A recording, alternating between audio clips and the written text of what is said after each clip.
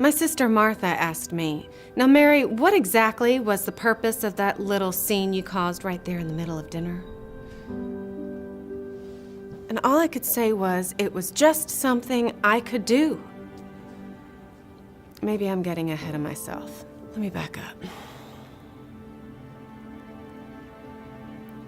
Meeting Jesus.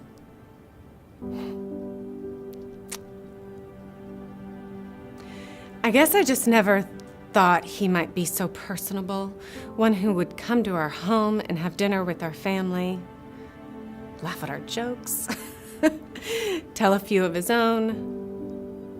Sitting with him made everything else seem less important. So that night, right before Passover, we wanted to honor him for everything he'd done in our family.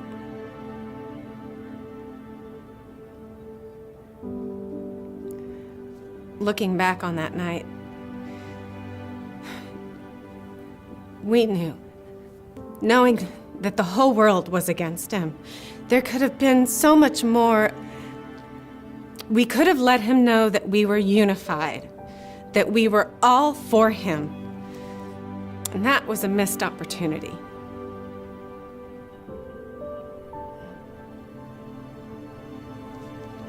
Where was I?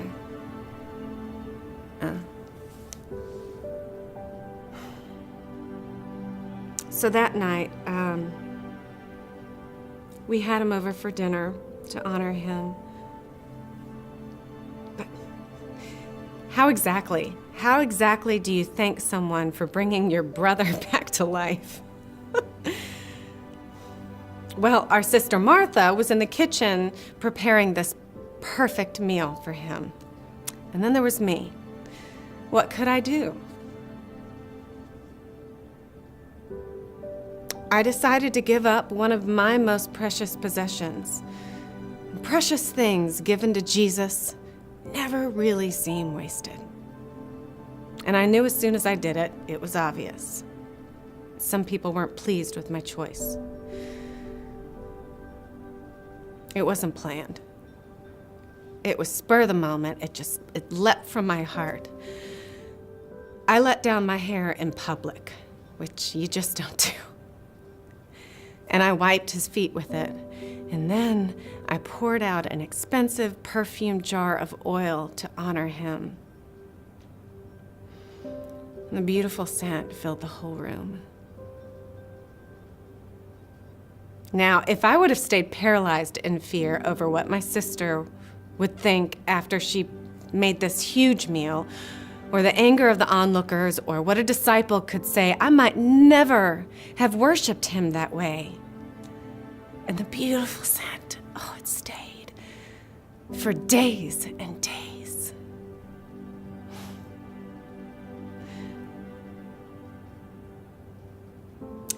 Sitting at his feet, none of their opinions really mattered. Jesus was pleased with me. And he stood up in my defense. So why did I do it?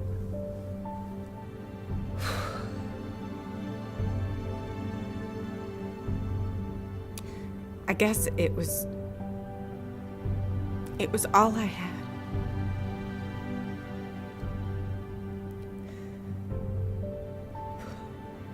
And days later, Jesus would pour out everything he had for us,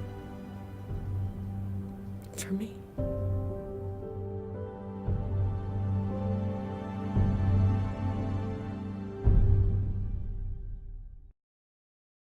What a crazy week. Crazy. We didn't even know if we were coming or going. Well, I mean, I did. You probably didn't, but I did. You knew nothing. I knew something was happening big time. Anyway, we were with Jesus, and the whole town just seemed to turn upside down. The feast was in full swing, the Passover was happening, and everybody was talking about Lazarus being raised from the dead. Oh, tell them about it. I mean, there was tons of miracles that people were talking about. Who's telling the story? What? I'm just trying to help. Who's telling the story? I thought I would just help. Fine, go ahead. So many miracles surrounding Jesus this Passover. Plus, on top of that, there was this time where Jesus came into the town on a colt, and everybody was going crazy, throwing down palm branches and all this. And I mean, it was nuts. I mean, it was amazing. Sorry. So many miracles, so many people believing that he was actually the king that we were all waiting for. There was even one Pharisee that was overheard saying, this is out of control. It's like the whole world is in a stampede over him. Stampede? Who says that? Jesus started talking about this sprout and how it needed to be buried underneath the ground and for it to be reproduced. We all knew what he was talking about. He was talking in code again. He was talking about himself. He was talking about his death. In all honesty, we just didn't get the full picture. I did. I did. I really, I mean, I didn't understand it completely, right? But I remember because he said, if you try to hold on to your life, you're going to lose it. But if you let go of your life, you get eternal life. Yeah. Do you remember that sound? Yeah. I mean, it was God. Yeah. It was God. Some people in the room thought it was thunder. Some people thought it was angels, but it was God. Jesus got through talking, and then God said, "It is glorified, and I will glorify it again." Yeah. Yeah, and then Jesus said, that voice wasn't for me, it was for you. You need to listen. Yeah. I think the thing that keeps playing back in my mind is when Jesus then said, "If you want to serve me, then follow me." What is the value if you gain the whole world but lose your soul? And then he said, "Take up your cross." He said, "Take up your cross and follow me." I forgot about that. I forgot he said that. That he was preparing us. He knew how this whole thing was going to end. It wasn't the end. It was just the beginning for all of us. What a crazy week. What a crazy week.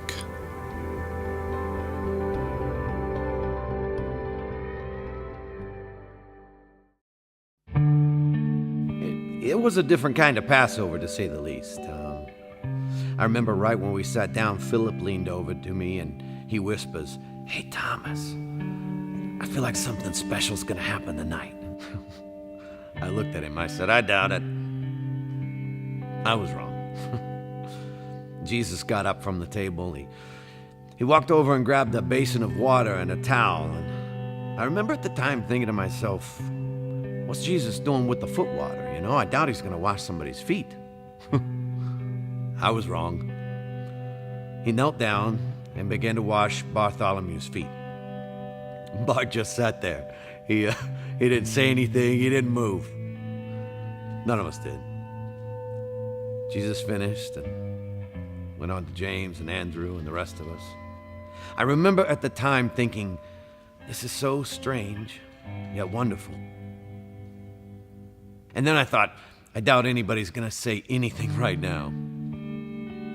I was wrong. You know who broke the silence.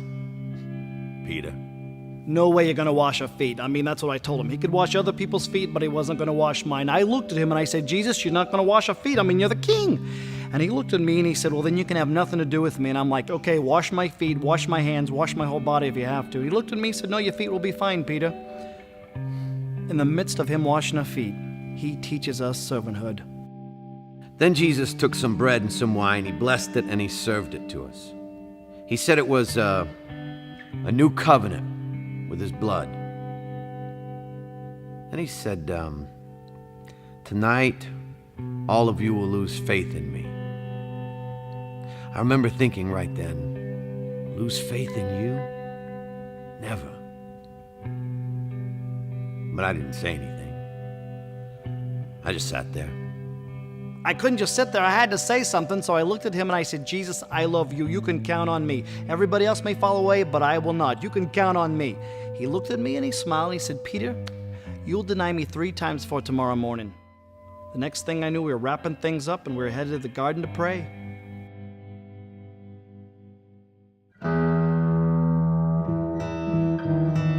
Once we got to the garden, it just got crazy. Jesus asked Peter, James, and myself to go further in the garden with him and pray, and we did. We tried. We kept falling asleep. Jesus kept waking us up. I remember one time he said, the spirit is willing, but the flesh is weak. That's true. It's all a blur. And I think this whole mess got started because of Judas. Did he really think what he was doing was right? There he is. He's the one you want, the one praying by himself. Now the others, they will come up and try to create some scene. But the one that I kiss on the cheek, that's the one you want. Now 30 pieces of silver, right? That's what we agreed upon? 30 pieces. Forget about the rest. The one that I kiss on the cheek, that's the one you want.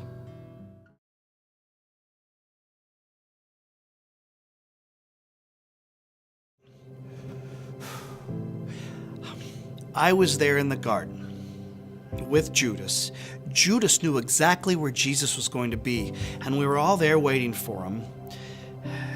It was crazy that night. His disciples were with him, but I saw Jesus. I was very close to Jesus, and you could tell he was visibly upset. And Judas kisses Jesus on the cheek, and I was standing so close that I heard Jesus call Judas friend. And that's the last thing I heard, because moments later I heard nothing. I saw the flash of a blade come toward my face, and I felt blood streaming down. And then it got quiet. And then I got dizzy. And then Jesus, he touched me. Like I said, I heard all the stories about Jesus, and I've heard all the stories about how Jesus healed people with his hands. There was this one time he healed a person with dirt and spit. And so many people, he just healed them with his hands, but it wasn't his hands for me. It was the way he looked at me. It was his eyes. That's what broke me. His eyes were filled with compassion and grief and joy. And when he pulled his hand away, my ear,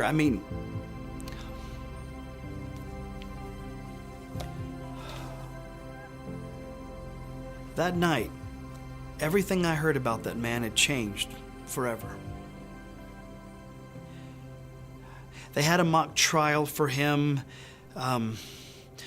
The whole night was just set up to condemn him. And he didn't say a word. He just felt sorry for us.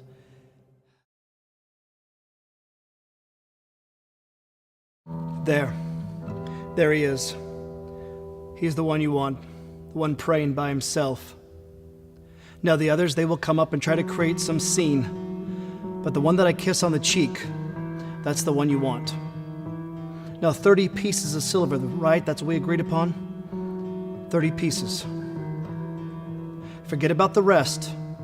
The one that I kiss on the cheek, that's the one you want.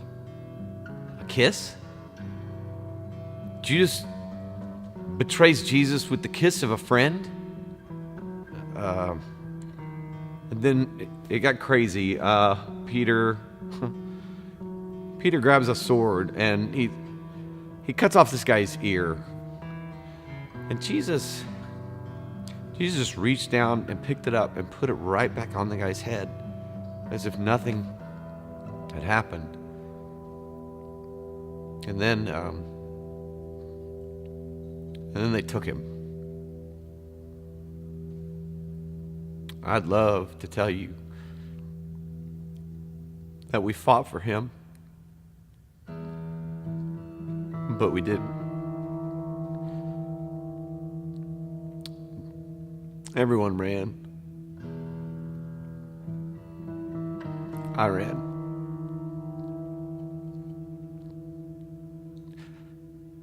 I'm so ashamed. What have I done? What have I done? Was I so stupid to think that I've killed him? I've killed him. I've crucified Jesus.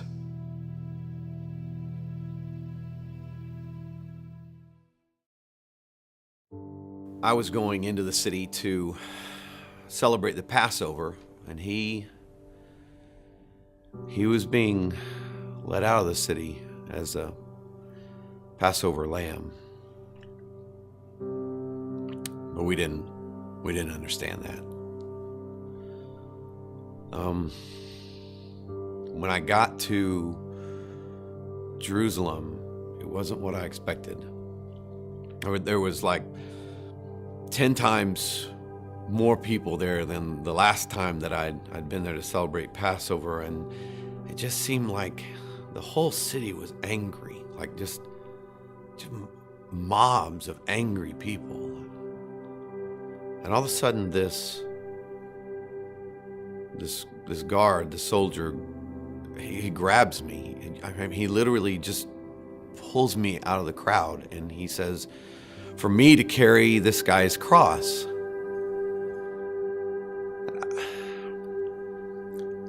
If this guy's blood gets on me, it stains me, and I can't celebrate the Passover. That's the whole reason I was there.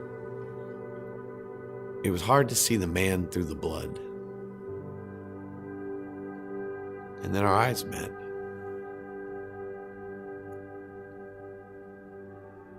And I knew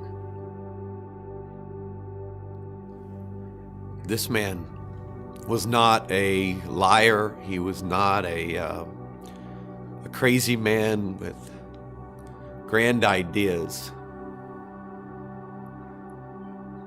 He was the Messiah. I carried what I could, but he carried most of it. We began to walk. I heard the insults that they shouted at him and now at me. I felt the spit. I felt his blood on me. They'd taken a crown made of thorns, and then they smashed it on his head, and blood ran into his eyes. They laid him out on a cross, and they nailed his hands and his feet to it, and they lifted it up.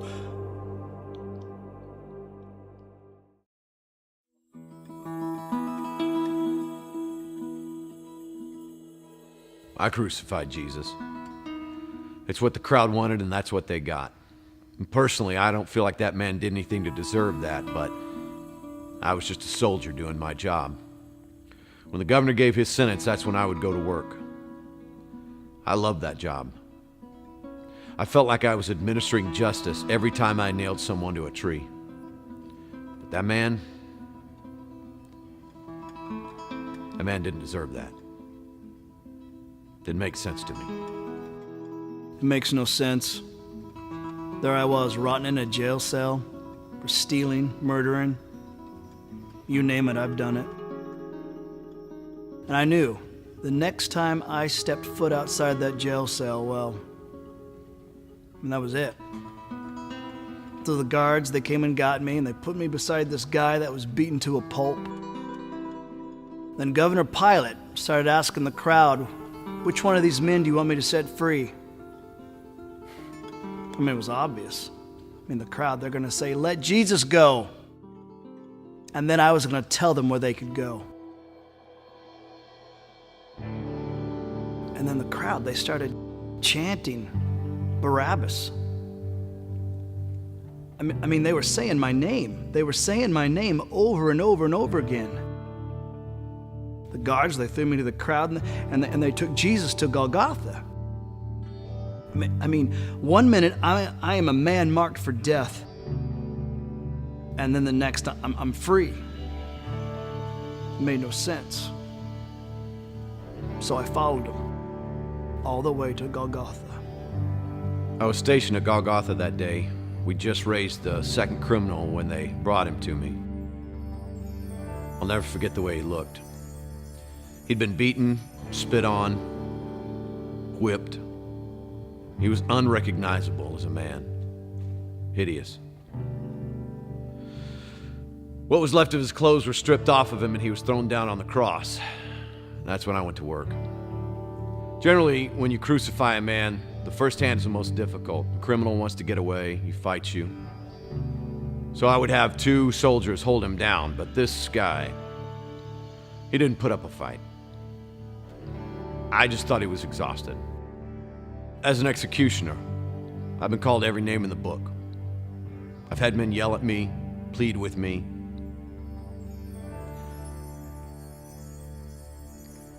But I wasn't prepared for that. He looked at us. He looked at me.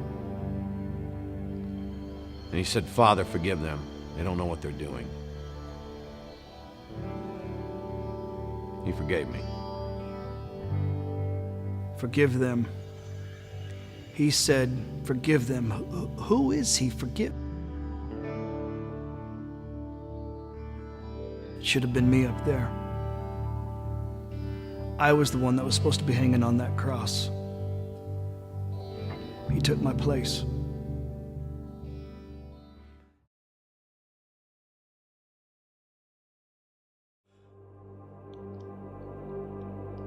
And he had all of his weight on that one spike through his feet. And he would push up with all of his might and gasp for a breath to stay alive. And I couldn't watch it. He did that for hours. I couldn't watch it. And I looked down, and I remember seeing my hands. My hands were stained with his blood, the blood that I thought would make me unclean. And I realized it's the blood that makes me clean. He breathed his last breath, and he died.